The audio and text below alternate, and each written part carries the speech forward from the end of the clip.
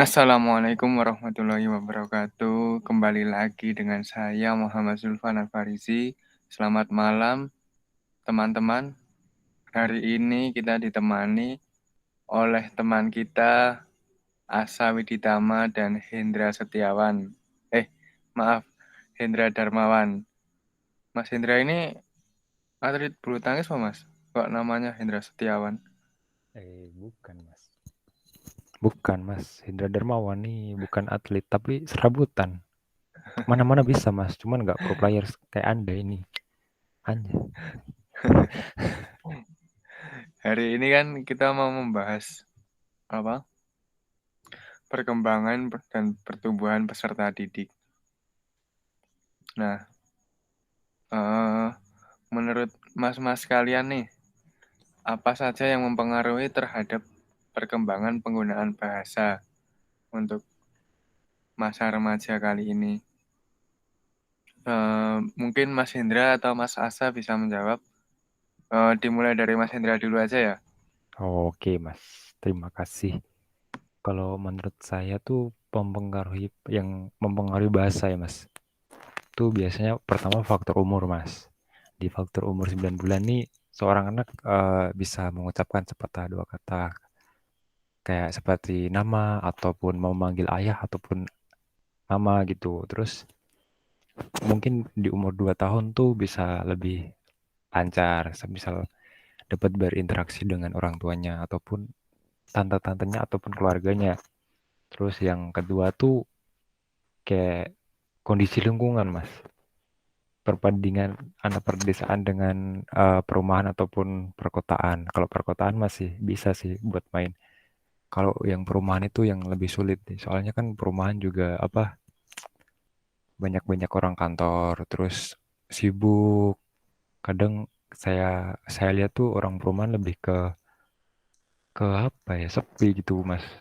Terus teman-teman sebaya juga dikit kan, kadang ada yang kuliah ataupun apa, dan yang masih bayi pun juga dikit, jadi kayak teman sebaya kurang. Kalau di pedesaan nih interaksi antar anak sebaya tuh lebih banyak, dan kayak permainan tuh lebih menarik mas, seperti main di sawah, dan itu pun kayak bisa apa ya, lebih melanyahkan lah mas istilahnya. Terus interaksi antar tetangga pun kalau di pedesaan juga masih bisa mas. Kadang anak tetangga gini sama ini tuh masih bisa bermain karena belum terpaut jauh dan mungkin bisa asik mas. Terus yang ketiga biasanya status sosial mas. Status sosial nih kalau menurut saya dibagi menjadi dua, ada upper sama non upper. Kalau yang upper nih biasanya orang yang mempunyai pendidikan yang tinggi, jadi bahasanya bisa dipahami karena juga pendidikannya mungkin lebih tinggi gitu mas dari yang non upper. Kalau non upper nih bisa disebut orang yang mempunyai status sosial yang rendah.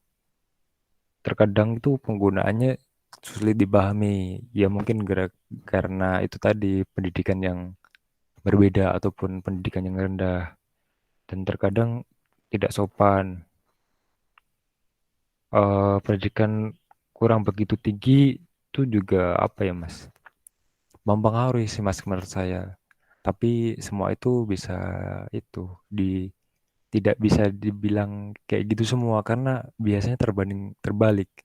Biasanya nih kalau yang kalangan upper nih yang mempunyai eh, status sosial yang tinggi, biasanya anak tersebut kayak angkuh ataupun apa gitu. Jadi sombong karena mempunyai sesuatu hal gitu. Dan biasanya yang non upper nih lebih bisa sopan, santun karena mungkin apa ya? Prihatin, Mas. Terus juga jumlah anak dalam keluarga. Biasanya anak tunggal nih merasa kesepian ketika ditinggal oleh orang tuanya bekerja. Terus orang tua juga kadang kayak menuruti gitu, Mas. Apa yang anak ini mau, sehingga dia betah di rumah dan bermain sendiri dengan mainannya. Nah, itu juga dampaknya anak tersebut jadi susah mengolah kata, Mas. untuk berinteraksi dengan orang lain karena juga jam terbangnya juga di luar juga dikit karena di rumah terus main sendirian. Udah sih Mas dari saya itu aja. Mungkin Mas Asa bisa menambahkan ini. Oh iya, terima kasih Mas Indra. Berarti kan ada yang apa tadi status sosial ya Mas, kayak upper dan non upper itu ya.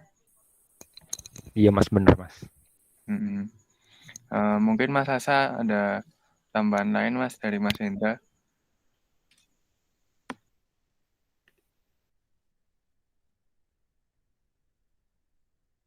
Oh sepertinya Mas Asa setuju ya dengan Mas Indra ya, yang dikatakan sama Mas Indra. Ya, saya setuju sekali dengan apa yang dikatakan oleh Mas Hendra. Mungkin bisa lanjut Mas ke pembahasan selanjutnya.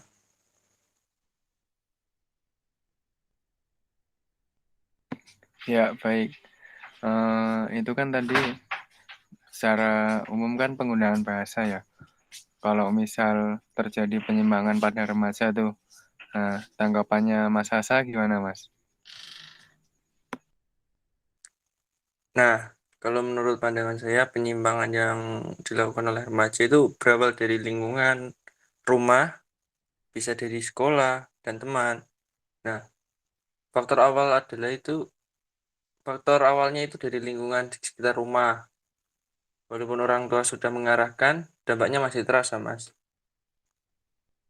Karena lingkungan sekitar adalah itu, Mas. Proses kedua interaksi terhadap orang lain setelah kedua orang tua. Mungkin kalau sekolahan bisa jadi ikut-ikutan teman karena ada rasa ingin mencoba. Ketika diajak teman bolos sekolah, bisa jadi karena bosan terhadap guru yang mengajar ataupun mata pelajaran yang sulit. Pada akhirnya mengiyakan ajakan dari temannya itu. Nah, tidak hanya itu juga, Mas. Sering terjadi tawuran antar sekolah juga. Ini terjadi semenjak duduk di bangku sekolah SMP dan SMA. Mungkin karena ingin menunjukkan jati dirinya, Mas. Teman bisa juga menjadi faktor terjadinya penyimpangan, Mas. Contohnya itu ketika bermain ataupun sedang kumpul-kumpul. Ada beberapa teman mengejak untuk menggunakan obat-obatan terlarang yang di awal tidak mau, namun karena paksaan dan desakan seseorang tersebut menjadi mau. Dan ternyata seterusnya jadi ketagihan. Namun ada faktor lainnya juga, Mas, yang bisa menjadi bibit adanya penyimpangan pada remaja.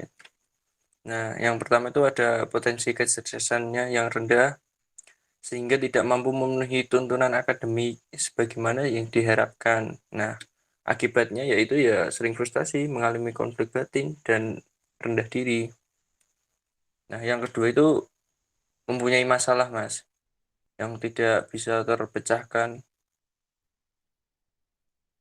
yang tak kunjung selesai dan akhirnya melakukan penyimpangan seperti mabuk-mabukan dan bahkan menggunakan obat terlarang agar bisa menenangkan dirinya. Padahal itu kan tidak baik karena masalah tidak kelar tadi malah mabuk-mabukan malah merugikan diri sendiri dan bahkan orang lain. Nah, yang ketiga mungkin dari faktor keluarga. Faktor keluarga bisa juga titik awal terjadinya penyimpangan. Mungkin orang tua yang sering bertengkar ataupun sudah cerai sehingga tidak ada perhatian lebih terhadap anaknya. Nah, selanjutnya itu dari orang tua juga yang terlalu over melarang ini itu terhadap anak. Mungkin ya maksud orang tua itu bagus, namun ya kadang anak larangan itu sebagian anak larangannya adalah sebuah bentuk hal yang menjengkelkan dan pada akhirnya terjadi cekcok perseteruan antara anak terhadap orang tua. Nah, yang selanjutnya itu tuntunan orang tua yang terlalu tinggi juga bisa menimbulkan anak menjadi tidak tenang. Nah, namun tidak semua remaja melakukan penyimpangan. ketika menghadapi masalah yang ada di situ tadi, Mas. Terkadang ada remaja yang individualisnya yang kuat, mampu menetralkan kekesalannya ataupun mencari lingkungan yang lebih bisa membawa hidup positif. Mungkin itu, Mas, yang bisa saya jawab. Wah, bagus sekali nih jawabannya dari Mas Asa. Berarti kan faktornya kan penyimpangan remaja itu yang pertama kan potensi kecerdasan rendah, atau terus Ya, mempunyai masalah yang tidak terpecahkan, faktor keluarga atau broken home itu ya Mas. Yang keempat ya, Mas. kan ada orang tua yang terlalu over melarang ini itu terhadap anak, tuntunan orang tua yang selalu tinggi. Wah, faktornya banyak banget ya Mas berarti. Banyak sekali, Mas. Makanya itu, Iya, kita harus menjadi individualis yang kuat. iya, siap Mas. Ya, berarti ini ada lagi nih pembahasan yang lain nih, kayak pertumbuhan dan perkembangan pada masa dewasa. Tadi kan udah pas masa remaja kan ya. Kalau sekarang misal Mas Indra suruh menjelaskan pertumbuhan dan perkembangan pada masa dewasa, bisa Mas? Wih, sangat bisa, Mas. Mungkin Mas Asa mikrofonnya bisa dimatikan Mas.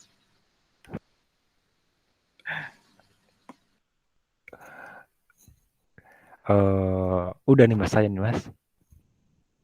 Oke, kalau menurut saya nih pada masa dewasa pertumbuhan yang kelihatan nih pertumbuhan tinggi badan Mas. Karena eh, tinggi badan nih pertumbuhan juga sangat terlihat. Namun kalau udah dewasa mungkin umur berapa ya? 20 sekitar 21 nih tinggi badan kalau di Indonesia udah mulai berhenti Mas. Terus secara psikologis juga udah matang dalam pemikiran, mulai sadar akan tanggung jawab kita ataupun seseorang yang udah mulai dewasa, mana yang benar mana yang salah. Terus kayak lebih berpikir ke depan akan masa depan, mungkin bisa mencari pekerjaan yang mapan untuk besok anak istri mungkin nih Mas. Terus juga ada rencana berkeluarga Mas. Kalau menurut saya itu Mas, mungkin ada tambahan dari Mas Asa ataupun Mas Julfan yang bisa menambahkan. Oh iya, mantap Mas Indra. Kalau menurut saya sih juga sama sih. Kalau masa dewasa itu juga memikirkan pentingnya pekerjaan, sama rencana untuk berkeluarga juga. Itu juga termasuk pemikiran masa dewasa. Kalau Mas Asa mungkin bisa menambahkan kalau ada yang mau ditambahkan. Untuk saat ini saya belum ada tambahan untuk pertumbuhan dan perkembangan pada masa dewasa, Mas. Oh, berarti setuju ya Mas dengan statement dari Mas Indra. Iya, Oh, nah kan ini tadi kan udah membahas pertumbuhan dan perkembangan pada masa dewasa. Kalau pertumbuhan dan perkembangan pada masa manula tuh kayak gimana sih Mas, Mas Asa? nah, tadi kan pertumbuhan dan perkembangan pada masa dewasa. Nah, sekarang saya akan menjelaskan tentang pertumbuhan dan perkembangan pada masa manula. Nah, manusia kan tidak selamanya berada dalam puncak kekuatan. Nah, menjadi tua itu yang biasa dialami semua makhluk hidup termasuk manusia. Nah, manusia lanjut usia sering juga disebut manula pada masa usia lanjut ini. Kekuatan tubuh tulang berkurang, cedera susah sembuh, terus keadaan keseimbangan metabolismenya tubuh berkurang, penyembuhan luka berkurang kecepatannya, terus ada kerja organ-organ tubuh yang menurun, berkurangnya elastis kulit, terus rambut memutih, Nah, ini pada wanita umur 48-50 tahun mengalami menopause, yaitu berakhirnya kemampuan organ reproduksi menghasilkan ovum. Nah, pada laki-laki, kemampuan seksualnya kemungkinan menurun. Penurunan yang teratur dalam hal penciuman, pendengaran, penglihatan, dan ingatan pada masa usia lanjut sering terjadi gangguan kesehatan. Nah, hal ini tergantung pada manusia bagaimana memelihara dan menjaga kesehatan tubuhnya. Masa ini itu tanggung jawab manusia biasanya sudah berkurang, Mas. Mungkin seperti itu yang dapat saya jelaskan. Wah, terima kasih Mas Asa. Mungkin Mas Indra bisa menambahkan atau gimana Mas? Bisa sedikit menambahkan sih Mas. Kalau tadi kan wanita nih jadi nenek-nenek ya Mas. Terus kan menopause itu kan berarti kayak kayak berhenti menghasilkan sel telur. Nah, kalau yang di pria nih apa? Mungkin masih bisa kayak spermanya tuh masih lancar, namun mungkin kekuatannya aja yang melemah gitu sih Mas. Berarti yang bisa disimpulkan kalau yang laki-laki atau kakek-kakek ini masih bisa membuahi itu Mas terhadap wanita lain. Udah sih Mas itu tambahan dari saya. Wah, terima kasih Mas Indra. Nah, ini kan tadi udah menjelaskan tentang pertumbuhan dan perkembangan dari masa remaja sampai manula. Nah, kalau definisi pertumbuhan itu apa Mas ini udah tahu Mas? Pertumbuhan yang dimaksud dengan pertumbuhan. Mungkin Mas Uh, Indra atau Mas Asa? Kalau menurut saya pribadi nih udah tahu tapi belum sepenuhnya tahu Mas. Hihi. Mungkin Maksudnya gimana Mas? jadi kayak tahu Mas, cuman tahu sekedar tahu gitu Mas. Cuman kalau spesifiknya belum sepenuhnya tahu. Cuman saya bisa menjelaskan sih Mas. Kalau menurut saya tuh pertumbuhan adalah kayak suatu proses pertambahan ukuran Mas. Baik volume, bobot, dan jumlah sel yang bersifat tidak dapat kembali ke asal. Mungkin seperti kalau kembali ke asal nih, seperti contohnya gigi kita dulu kan kita kan dulu kan bayi, terus semisal gigi kita patah ataupun copot, nah bisa tumbuh lagi. Sedangkan kalau semisal udah kayak kita gini umur 19, 20, 21, nah itu biasanya semisal kita kesikut nih Mas, gigi kita terus copot, nah gigi kita nggak akan bisa tumbuh. Mungkin bisa ditambal pakai gigi palsu Mas. Itu Mas menurut saya Mas. Oh, begitu ya Mas Indra. Berarti sifatnya itu tidak dapat kembali ke asal ya. Iya Mas bener. Hmm, mungkin Mas Asa ada tambahan Mas? Oh, Belum ada, Mas, untuk tambahan oh definisi ya, pertumbuhan. siap Mas. Kalau tadi kan habis apa? Menjelaskan tentang definisi pertumbuhan ya Mas. Kalau sekarang mungkin Mas Asa bisa menjawab tentang apa itu yang dimaksud dengan perkembangan. Silahkan Mas. Nah, itu kalau perkembangan itu perubahan atau diferensiasi sel menuju keadaan yang lebih dewasa. Nah, contohnya perkembangan itu sebuah perubahan susunan dan fungsi organ-organ tubuh.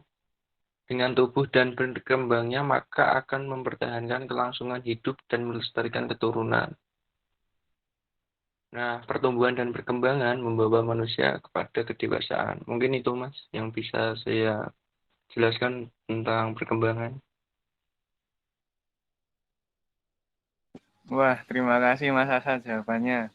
Mungkin Mas Indra mau menambahkan tentang perkembangan, Mas. Kalau perkembangan sendiri nih bisa dilihat sih Mas dari kita bayi. Mungkin waktu kita masih baru brojol nih atau baru pindah server ke dunia nyata nih Mas. Kita tuh cuma bisa nangis kan. Nangis sama ngompol. Nah, mungkin apa? Mungkin bisa ini Mas, apa namanya? Bisa dilihat kan perkembangan. Nah, di situ kayak mungkin umur tambahnya umur bayi bisa merangkak, terus bisa berjalan, terus dapat berbicara sepatah dua patah, terus bisa berinteraksi dengan orang lain gitu Mas. Dan bahkan kayak kata-kata orang lain bayi tersebut bisa memahami Mas. Udah bukan bayi sih Mas, udah balita Mas. Gitu Mas kalau dari saya. Wah, mantap sekali ini jawabannya dari Mas Hendra dan Mas Asa tadi ya. Mungkin podcast kali ini kita cukupkan saja ya Mas. Soalnya juga udah malam ini Mas. Oke Siap, Mas. Mas. Terima kasih sebelumnya. Nanti jangan lupa ya Mas, subscribe YouTube saya Mas. Masih sepi Mas. Masa Mas cuma 5 subscriber? Siap Mas, siap. Mungkin dari saya cukupkan. Terima kasih sudah datang di podcast kali ini Mas Hendra dan Mas Asa. Sekian dari saya. Wassalamualaikum warahmatullahi wabarakatuh. Waalaikumsalam warahmatullahi wabarakatuh. wabarakatuh.